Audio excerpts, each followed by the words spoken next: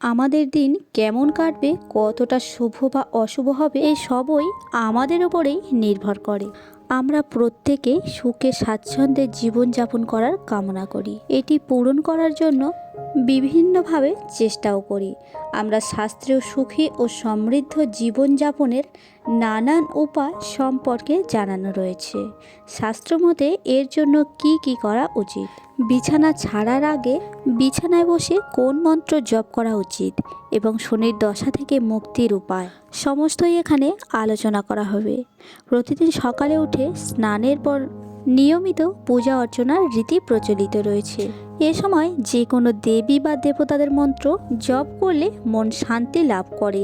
শাস্ত্রমতে এই মন্ত্রগুলি অত্যন্ত শক্তিশালী। প্রতিদিন এমন করলে সাফল্যের পথ প্রশস্ত হয়। মন্ত্র জপের ফলে পরিবারে ইতিবাচক শক্তির বাস হয়, মন শান্ত হয় এবং ইন্দ্রিয়কে নিয়ন্ত্রণে রাখার ক্ষমতা বৃদ্ধি পায়। সকালে ঘুম থেকে উঠে বিছানা ছাড়ার আগে বিছানায় বসে কি করবেন সবিস্তারে এই ভিডিও থেকে জেনে নিন। নমস্কার বন্ধুরা, মোটিভেট মন চ্যানেলে আপনাদের সকলকে স্বাগত জানাই। চলুন তাহলে দেরি না করে শুরু করা যাক আজকের এই ভিডিও। 1 নম্বর যে কাজটি করবেন সেটি হলো সকালে ঘুম থেকে ওঠার পর বিছানা ছাড়ার আগে নিজের 2 হাত দেখা উচিত। এই 2 হাত একসঙ্গে পাশাপাশি জুড়ে এই মন্ত্রটি জপ করবেন। মন্ত্রটি হলো করাগ্রে বসতে লক্ষ্মী, করমধ্যে সরস্বতী, করমূল্যে স্থিত ব্রহ্মা, প্রভাতে কর দর্শনম। এই উপায় করলে দেবী লক্ষ্মী, বিদ্যার দেবী সরস্বতী ও ব্রহ্মার আশীর্বাদ পাওয়া যায়। 2 নম্বর যে মন্ত্রটি জপ করবেন সেটি হলো ভগবান শ্রীকৃষ্ণের প্রণাম মন্ত্র।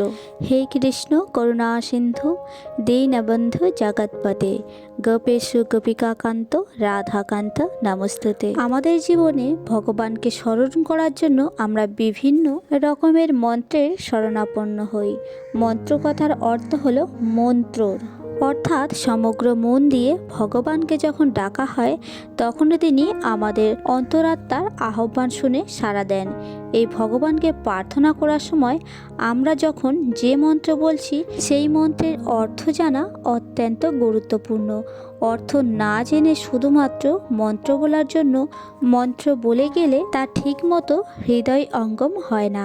আমাদের সনাতন হিন্দু শাস্ত্রে বলা হয় ভগবান শ্রীকৃষ্ণ হচ্ছেন সকল কর্মের কারণ এবং তিনি কর্মফলদাতা। তাই শত অপরাধী ব্যক্তিও যদি তার নাম করেন, পরম দয়ালু ভগবান তাকে দয়া করে, তার পাদপাদ্যে ঠাঁই দেন। ভগবান শ্রীকৃষ্ণের প্রণাম মন্ত্র তো আমরা সবাই জানি, কিন্তু এই মন্ত্রের অর্থ কী তা আমরা সবাই জানি না। চলুন এই মন্ত্রের অর্থ জেনে নেওয়া যাক। এই মন্ত্রের বাংলা অনুবাদ হলো, হে আমার প্রিয় কৃষ্ণ, তুমি করুণার সিন্ধু, তুমি দীনজনের বন্ধু, তুমি সমস্ত জগতেরও পতি, তুমি গোপীদের ঈশ্বর এবং শ্রীমতী রাধারানী প্রেমাস্পদ। আমি তোমার পদপদ্মে আমার সশ্রদ্ধ প্রণতি নিবেদন করি। 3 নম্বর সকালে ঘুম থেকে ওঠার পর মাটিতে সরাসরি পা রাখবেন না, বরং মেঝেতে প্রণাম করে একটি মন্ত্র জপ করবেন।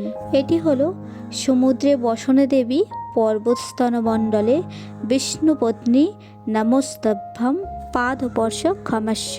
পৃথিবী আমাদের ভার গ্রহণ করে, এ কারণে সকলে মেঝে পা দেওয়ার আগে এটি জপ করা উচিত। শাস্ত্রমতে সকালে উঠে গায়ত্রী মন্ত্র জপ করা উচিত। মন্ত্রটি হলো ওং ভূর্ভুবস্য তৎসবিতুর্বরেণ্যং ভর্গদেবস্য ধীমহি ধিয়ো ইয়ো ন প্রচোদয়াৎ।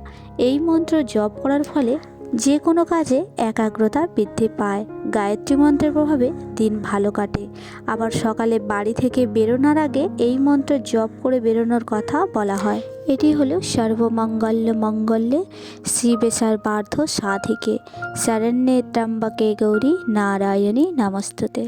এই মন্ত্র জপ করলে জীবনে সাফল্য লাভ করা যায়। গণেশকে প্রসন্ন করার জন্য প্রতিদিন এই মন্ত্র জপ করবেন। ওম গম ঋণহর্তায় নমঃ। এর প্রভাবে গণেশের আশীর্বাদ পাবেন। সকালে ঘুম থেকে ওঠার পর যেন সবার আগে ভালো কিছু দেখি, সেদিকে বিশেষ নজর দেওয়া উচিত। শয়নকক্ষে দেবী বা দেবতার কোনো সুন্দর ছবি লাগাবেন, এর প্রভাবে দিন ভালো কাটবে। ভুলেও হিংসাত্মক হিংস্র পশুর ছবি বাড়িতে লাগাবেন না। এবার চলুন জেনে নেওয়া যাক শনির দশা থেকে মুক্তির উপায়। বৈদিক শাস্ত্র অনুযায়ী শনিদেব হলেন কর্মফলের দেবতা। সেই কারণে শনিদেবকে সবাই ভয় পান। শনির দশা যার চলে তার জীবনে বিপর্যয় নেমে আসে। শনি কারোর জন্মছকে শুভভাবে অবস্থান করলে সেই ব্যক্তির জীবনে শনির দশা নেমে আসে। শনিবার হলো শনির দিন। এদিন জেনে নিই শনির দশা থেকে মুক্তির উপায়।